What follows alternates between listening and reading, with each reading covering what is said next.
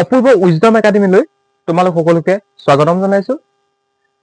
আজি গণিতৰ এটা অতি প্ৰয়োজনীয় চেপ্টাৰ অৰ্থাৎ শতাংশ অৰ্থাৎ পাৰ্চেন্টেজ এই চেপ্টাৰটো শিকিম।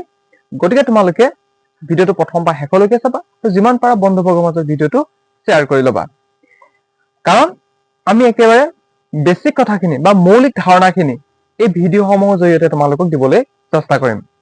এতিয়া চোৱা, এতিয়া প্ৰথমতে কৈছে কি তলৰ দশমিক ভগ্নাংশবোৰক শতাংশলৈ নিবলৈ কৈছে।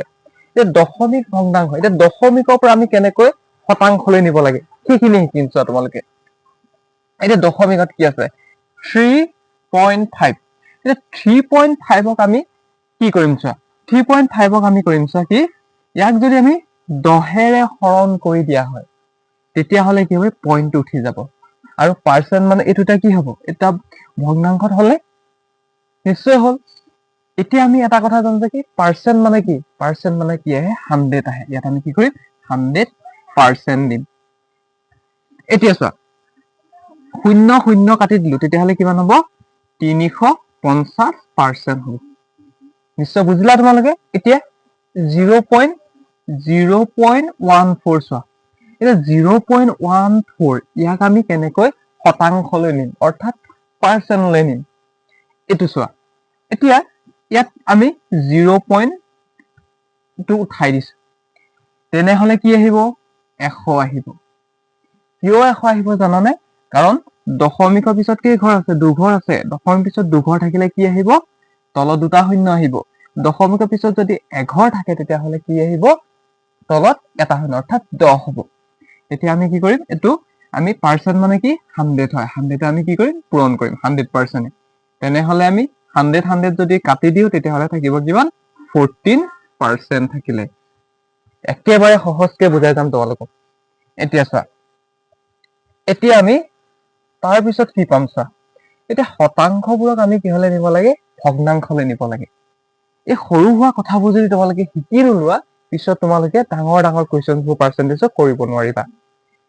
এতিয়া চাবা দেই, এতিয়া 25%, এতিয়া পাৰ্চেন্ট মানে কি আহে 100 আহে। এতিয়া ইয়াৰ ক্ষেত্ৰত কি আহিব, আমি 100টো ক'ত দিম, এতিয়া তলত দিম। এতিয়া ক'ত দিম, তলত দিম।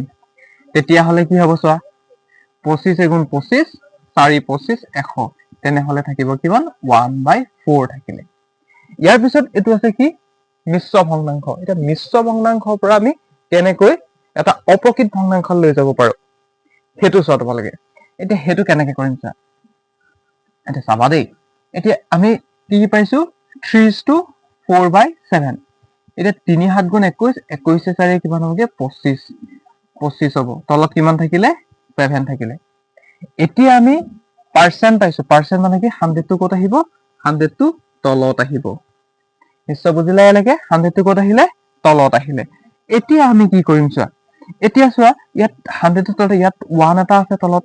গতিকে আমি কৰিম কি, প্ৰথম লিখি ল'ম 25/7 লিখি ল'ম।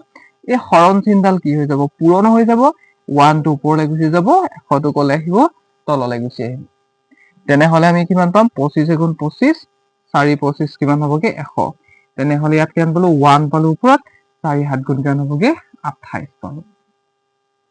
দেখিছা তোমালোকে, একেবাৰে বেছিক কথাখিনি কৈ আছো তোমালোকক। তাৰ পিছতহে তোমালোকক মই কুৱেশ্যন শিকাবলৈ চেষ্টা কৰিম। এতিয়া ইয়াৰ পিছত আমি কনচেপ্ট শিকি দি চোৱা। এতিয়া আমি কনচেপ্টত যাম, প্ৰথম বেছিক কথাখিনি শিকি আমি কনচেপ্টত যাম। এতিয়া চাবা, এতিয়া 350%, 300 ৰ মানে কি বুজায়, পূৰণ। 50% মানে কি 50/100 হ'ব। নিশ্চয় বুজিলা এনেকে। তেনেহ'লে কি হ'ব, 0 0 কাটি দিলো, আকৌ 0 0 কাটি দিলো, তেতিয়াহ'লে কিমান হ'ব, 3 5 গুণ কিমান হ'বগে 15 হ'ল। তাৰপিছত আৰু কি থাকিলে, এতিয়া এটা এইটো 0 এইটো 0 কাটিলো, এইটো 0 কিমান হ'ব, 150 থাকিব, 150 থাকিব। ইয়াৰ পিছত আমি পাম কি চোৱা, কি আছে 5270 মিটাৰৰ ৰ মানে পূৰণ, 25% মানে 100। এতিয়া আমি কি কৰিম চোৱা, 0 0 কাটি দিলো, কাটি দিব পাৰো নে?